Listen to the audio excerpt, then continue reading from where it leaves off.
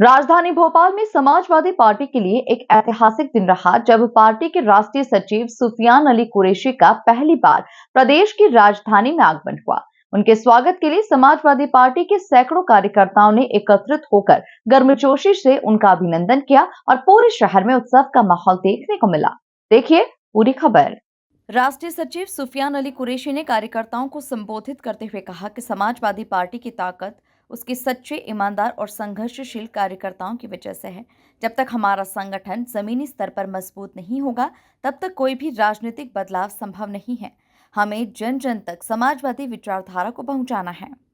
इस विशेष कार्यक्रम में समाजवादी पार्टी के प्रदेश अध्यक्ष डॉक्टर मनोज यादव भी उपस्थित रहे। उन्होंने कहा कि प्रदेश की वर्तमान सरकार जनहित के मुद्दों पर असफल रही है और समाजवादी पार्टी अब एक सशक्त विकल्प के रूप में उभर रही है।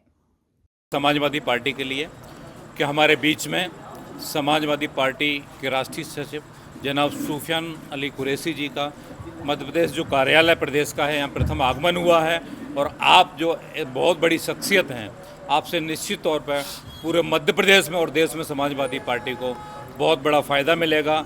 आप अगर आपके बारे में आप सभी लोग जानते हैं, बताने की ज़रूरत नहीं, लेकिन फिर भी मैं बताता हूँ कि जो हमारे पूर्व गवर्नर साहब जनाब अली हमारे अजीज़ कुरैशी साहब जो थे, उनके आप वारिस हैं और हम लोगों के समाजवादी पार्टी को पूरे देश में मजबूत कर रहे हैं। आपका समाजवादी परिवार मध्य प्रदेश स्वागत करता है, वंदन करता है, अभिनंदन करता है। जमकर स्वागत हुआ कार्यालय में। क्या पूछा आपने? जमकर स्वागत हुआ कार्यालय में। हाँ, आज हम लोगों के गौरव का विषय है। तो समाजवादियों के लिए आप मेहमान भी हैं और एक परिवार में हम लोगों को बहुत बड़ी मजबूती मिलेगी और हम लोगों को मजबूत करेंगे, क्योंकि कंधे से कंधा मिला के आप जब चलेंगे तो निश्चित तौर पर 2028 में समाजवादी की सरकार बनेगी। और उससे पहले जो नगरीय निकाय चुनाव होंगे, जो सेमीफाइनल बोलते हैं जिसको, चुनाव से पहले, उसमें समाजवादी पार्टी पूरे मध्य प्रदेश में एक बड़ी ताकत के साथ आपको दिखाई देगी। मैं इसी आप सभी पत्रकार साथियों को बहुत देर से इंतजार कर रहे हैं, मैं धन्यवाद देता हूं। और साथ में हमारे जनाब जो राष्ट्रीय सचिव सुफियान अली कुरैशी जी हैं। देखिए, सबसे पहले तो मैं अपने राष्ट्रीय अध्यक्ष अली जनाब अखिलेश यादव जी का शुक्रगुजार हूँ। उन्होंने मुझे इतनी बड़ी जिम्मेदारी दी है। मैं इस जिम्मेदारी को पूरे दिल से निभाऊंगा और इस जिम्मेदारी पे खरा उतरने की कोशिश करूंगा। मैं डॉक्टर मनोज यादव जी जो हमारे अध्यक्ष हैं मध्य प्रदेश के, उनका शुक्रगुजार हूं। मैं अपनी समाजवादी पार्टी के रहनुमाओं का और हमारे कार्यकर्ता भाइयों का शुक्रगुजार हूं। उन्होंने मेरा इतना दिलकश इस्तकबाल किया और आप लोगों से मैं बड़ी माजरत चाहता हूं कि मुझे आने में थोड़ी सी देरी हो गई और आपको इंतज़ार करना पड़ा। आगे ऐसा कोशिश करूँगा ना हो। देखिए, मुझे ऐसा लगता है कि जो बयान हमारे एक मिनिस्टर ने और जो डिप्टी सीएम ने दिया है, वो भारत की सेना का अपमान तो है ही, और वो भारत की सेना जो पूरी दुनिया में अपने नाम के लिए जानी जाती है।